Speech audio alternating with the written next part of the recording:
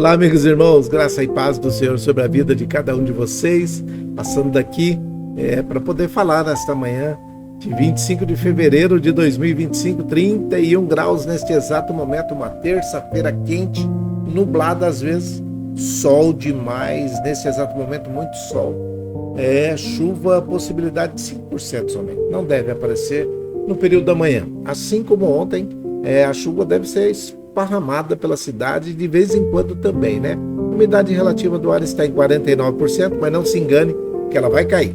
Vai subir um pouquinho mais a temperatura. Hoje nós chegaremos aos 32 e logo pela manhã nós tivemos 21. Para você ter uma ideia do amanhecer, até agora já subiu 10 graus.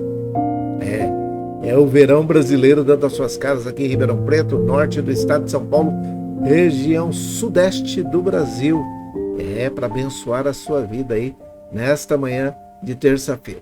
Alguém falou para mim, coloca só a imagem e deixa a situação das pessoas olharem e ver o que é.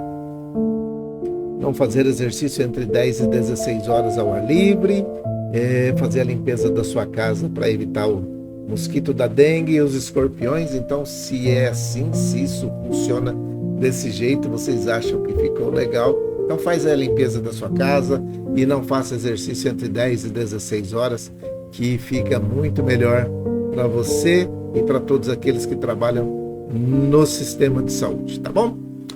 O versículo de hoje é um versículo que me chamou muita atenção e eu vou falar essa semana, até o último dia de fevereiro, a respeito de graça, né? A respeito da gente chegar e falar assim, ó, isso aqui é graça. E quando alguém te falar a respeito de graça, você vai saber do que é que está sendo falado. Você vai saber. Por quê?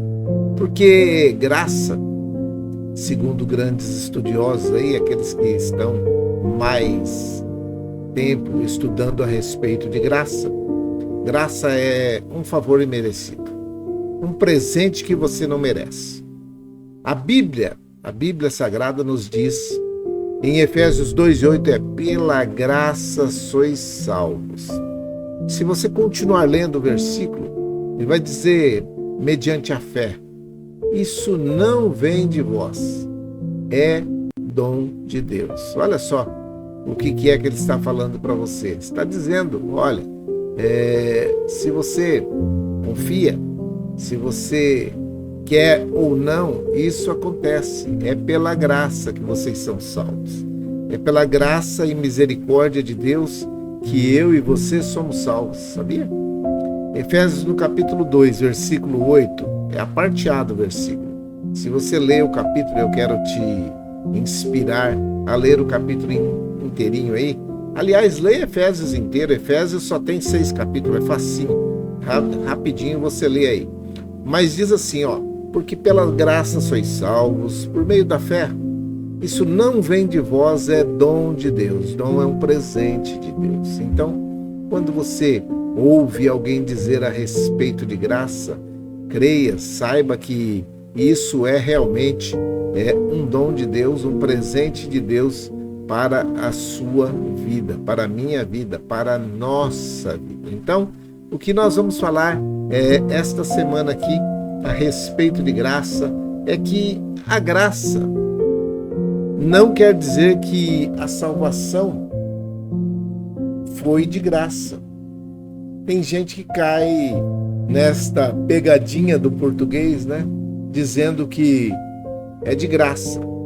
Não é de graça, nunca foi de graça, foi pago um alto preço. E aí está o alto preço. Tá aí, ó. Essa imagem representa muito bem o preço que foi pago por mim e por você.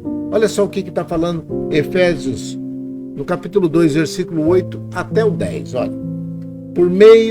Porque pela graça sois salvos por meio da fé. Isso não vem de vós, é dom de Deus. Não vem de obras, para que ninguém se glorie. Porque somos feituras sua, criados em Jesus Cristo, para as boas obras. Você foi criado para quê? Para boas obras, as quais Deus preparou para que andássemos nelas, tá? Então, Efésios, no capítulo 2, versículo 8, Efésios 2, versículo 8, está dizendo isso daí. Nós vamos dividir esse texto aí e nós vamos fazer devagarinho isso daqui, igual nós fizemos aquela outra série, bem curtinha, mas esse aqui vai ser só de 4 dias, você vai ver que é bem facinho de aprender e de saber. Porque quando alguém vier falar assim, porque a salvação é de graça, não é de graça não, já pode falar para ela, isso aí foi pago um alto preço de sangue, a vida de Jesus foi tirada aqui na terra para que eu e você tivéssemos perdão dos nossos pecados e acesso direto a Deus. Não existe em nenhum outro lugar, em nenhuma outra pessoa, em nenhum outro nome, a possibilidade. Não existe a oportunidade de sermos salvos se não for pela graça e a misericórdia de Deus, que foi manifesta ali na cruz que estava no Calvário, e era Jesus Cristo, o único Filho de Deus, que estava pregado naquela cruz, vertendo o seu sangue por mim e por você, pelos nossos pecados. Ele pagou um alto preço. Tanto é que nós cantamos um hino que diz, eu sei que foi pago um alto preço, para que contigo eu fosse um, meu irmão. É isso. Para podermos ser um corpo de Cristo, para que pudéssemos ser somente um diante de Deus, foi pago um alto preço. A situação de ter esta possibilidade de perdão dos nossos pecados através da graça nos leva a fazer aquilo que o apóstolo Paulo estava falando aos Romanos. Na sua carta aos Romanos, capítulo 1, versículo 16, diz assim, porque não me envergonho do evangelho de Cristo, pois é o poder de Deus para a salvação de todo aquele que crê. Se você não crê, não tem problema, mas você não vai ter salvação. O poder de Deus para a salvação de todo aquele que crê. Primeiro do judeu, e depois do grego, e depois nós, os gentios, né? Aqui, nesse tempo de 2025. Romanos capítulo 1, versículo 16, tá bom? A salvação não é fruto de nossas obras, não é. Nós não fazemos as obras ou as boas obras para ser salvos. Já falei isso esses dias. Mas é um dom de Deus, é dom gratuito de Deus para cada um de nós. Ele dá para quem Ele quer, para quem aceita. Então, está dizendo aí, se você o poder de Deus para a sua salvação é para todo aquele que crê. Primeiro do judeu, depois do grego e depois dos gentios. É isso. A graça de Deus nos salva por meio da fé. Não por mérito próprio. Ela nos capacita a viver uma nova vida em Cristo. E alguém escreveu uma frase, e essa frase eu carrego ela sempre comigo. Graça não é ausência de esforço, é ausência de mérito. Você não merece, você recebe, mas você precisa se esforçar para poder crer no Evangelho. Porque a salvação de todo aquele que crê, precisa ter um esforço. Tá bom? Conta-se uma história, e eu vou terminar aqui. Uma história maravilhosa. E numa igreja na Inglaterra, um pastor notou que um ex-assaltante estava ajoelhado ao lado de um juiz da Suprema Corte da Inglaterra durante uma ceia do Senhor. Eles estavam dentro da igreja e lado a lado, ajoelhados diante do altar, estavam o juiz e aquele ex-assaltante que há pouco tempo o juiz, aquele que estava do lado, o havia condenado a 7 anos de prisão. Após o culto, o juiz perguntou ao pastor se ele havia notado quem estava ao seu lado. O pastor respondeu afirmativamente. Sim, eu vi. Mas não sabia o pastor que o juiz também havia percebido. O juiz então disse para o pastor. Que maravilhosa graça! Que graça gloriosa! Que graça grandiosa! O pastor concordou, pensando na conversão do assaltante. No entanto, o juiz logo revelou a ele que estava se referindo a ele mesmo. E continuou: eu explico. Esse assaltante sabia que precisava de Cristo. Sabia que precisava aceitar Jesus Cristo como o único e suficiente Salvador da sua vida para poder ser salvo. Mas eu, disse o juiz, eu fui educado para ser um cavalheiro, para ser um homem de bem, para ser um homem que faz tudo corretamente, e me tornei o que eu me tornei diante daquilo que eu aprendi. E eu nunca imaginei, nunca pensei que eu precisasse de salvação. Foi necessário muito mais graça para comigo, para que eu reconhecesse o meu orgulho e a minha confiança em mim mesmo, a minha alta confiança, para que eu admitisse ser igualmente pecador aos olhos de Deus, assim como é ou era o ex-assaltante. Essa história ilustra muito bem a graça de Deus, não apenas como um presente imerecido para aqueles que reconhecem a necessidade, mas como uma força poderosa que pode transformar até mesmo aqueles que se consideram os mais justos e perfeitos da face da terra. É um lembrete que todos nós precisamos, indistintamente, da graça de Deus. Independente das nossas origens, independente de onde nós fomos criados, independente do que nós recebemos de instrução lá atrás. Porque nós temos todas as situações para dizer: eu não faço nada errado. E quem sabe você está aí deitado numa cama de hospital e está dizendo: eu nunca fiz nada errado. Ou quem sabe eu fiz tudo de errado. Lugares antagônicos, né? Posições antagônicas. Eu no lugar do assaltante, vocês no lugar do juiz. Posições diferentes aos olhos de um que vê e fala assim: todos pecaram, destituídos estão da glória de Deus.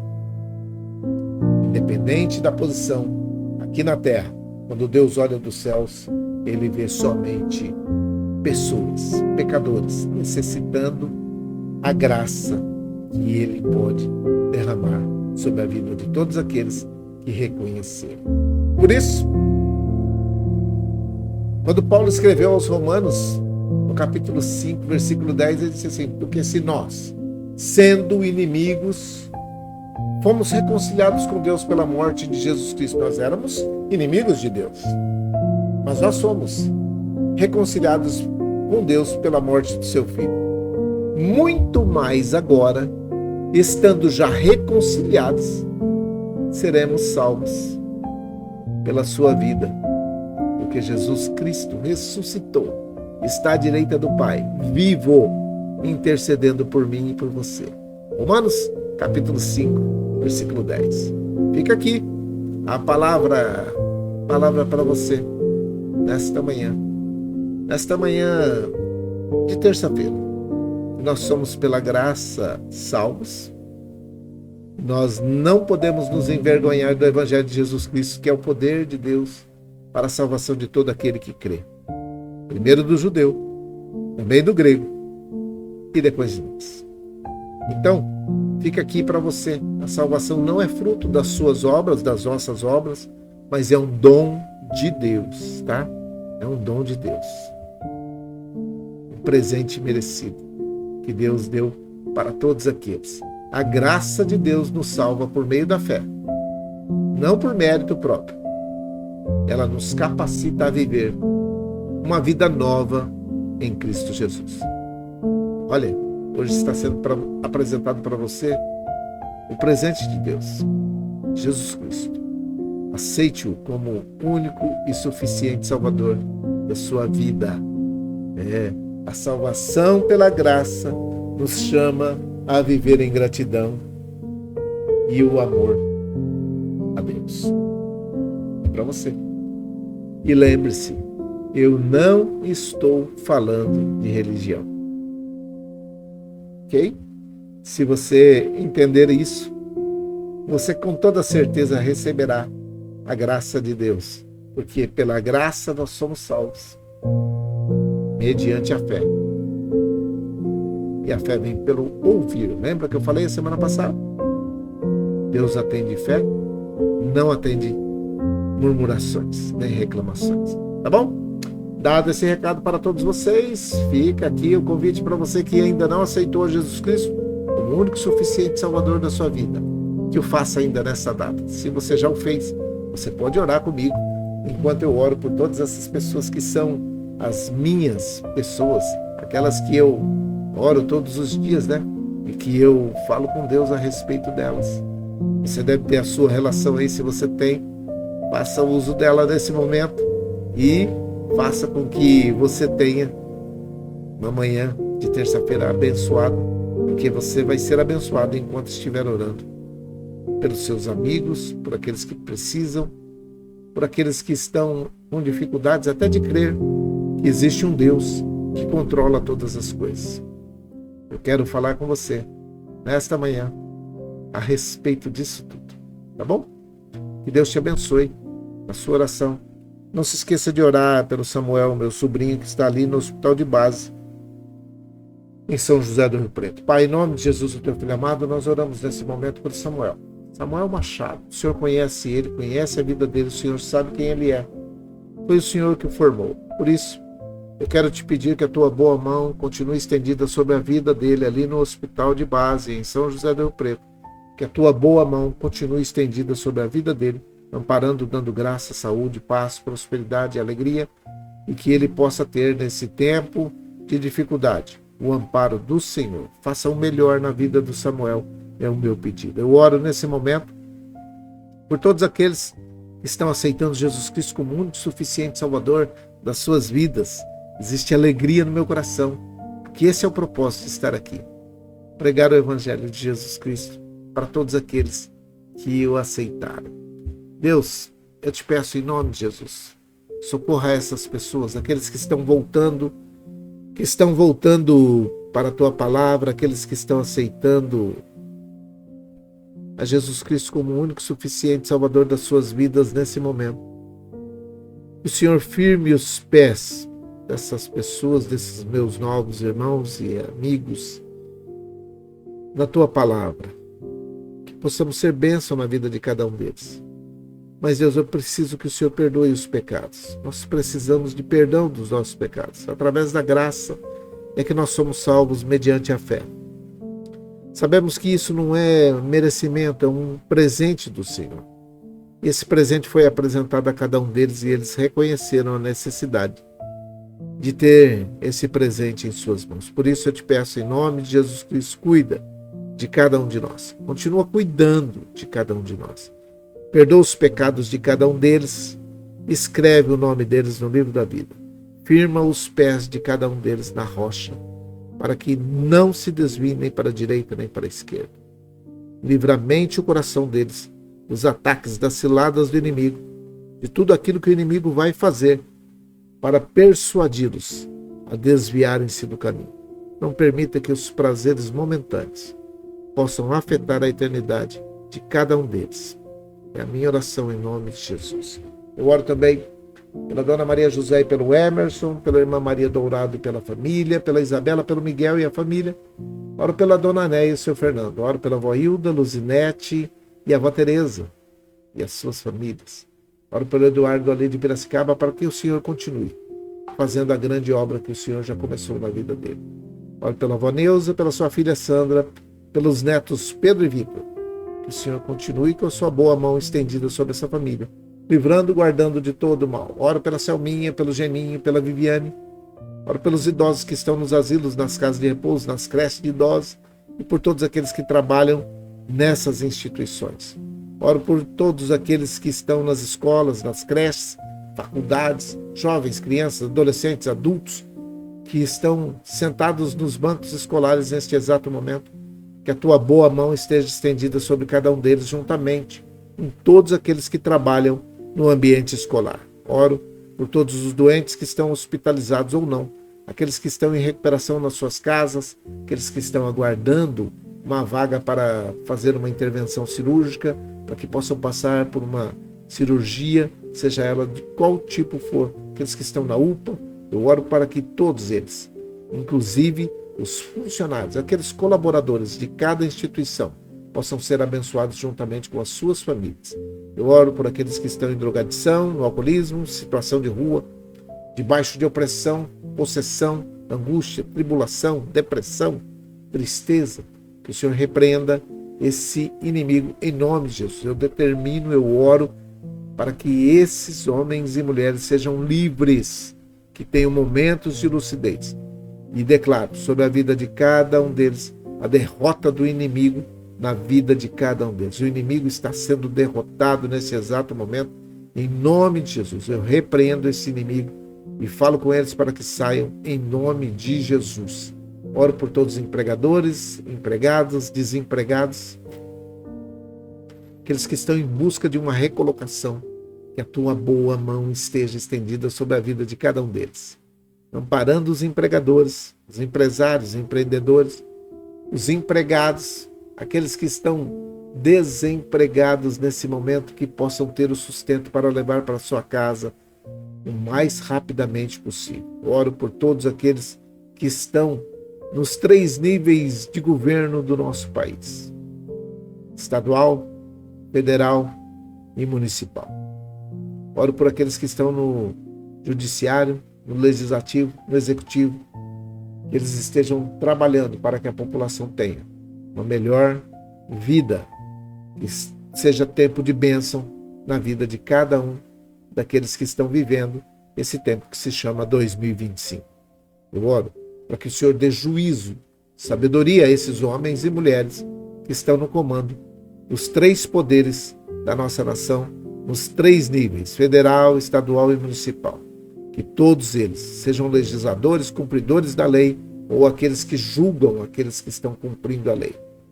Que o Senhor dê graça e sabedoria a cada um deles. É a minha oração, é a nossa oração. Com perdão dos nossos pecados, em nome de Jesus, o teu Filho amado. Amém e amém. Que o Senhor te abençoe e te guarde. Que o Senhor faça resplandecer o seu rosto sobre ti, tenha misericórdia de ti. Que o Senhor sobre ti levante o seu rosto, te dê a paz. Um grande abraço, uma grande terça-feira para todos vocês. Fiquem em paz, fiquem com Deus. Nós voltamos amanhã, se o Senhor assim permitir. Deus abençoe. Grande abraço. Feliz terça-feira.